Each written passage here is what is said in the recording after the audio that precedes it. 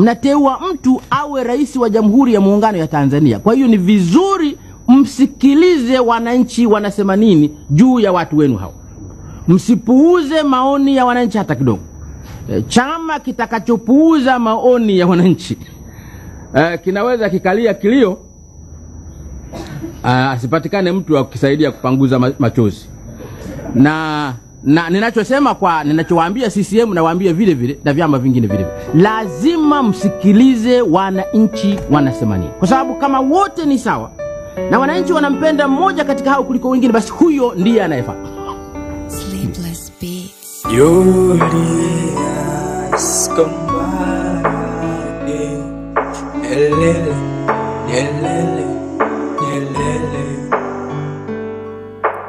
Julius Kambarage Nyelele Nyelele Nyelele 1922 Kambarage ulizaliwa, 199 Kambarage ulikimbia.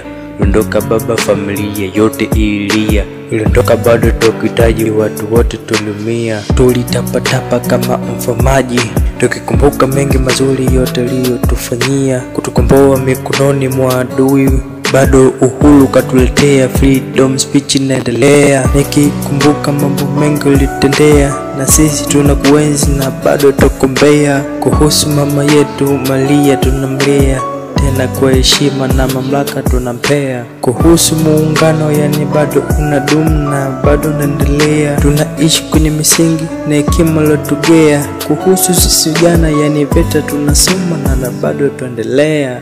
Julius Kambarage Nyelele Nyelele Nyelele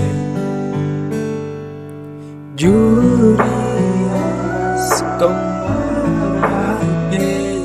Nyelele Nyelele Nyelele. Sleepless Beats. Sasa inapotokea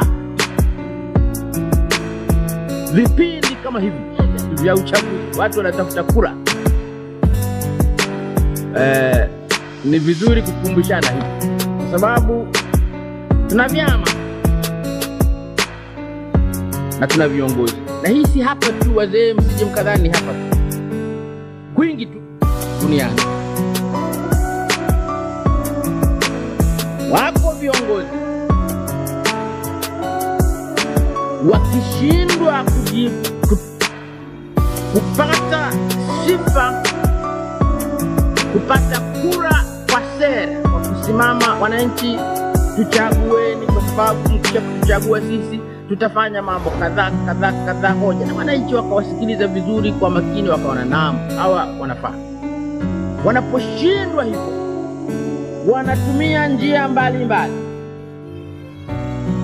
na moja inaweza ikawa ukabila na nyingine inaweza ikawa dini. Unaweza kujaribu kupata kura kwa kutumia ukabila, au atafuta kura kwa kutumia dini.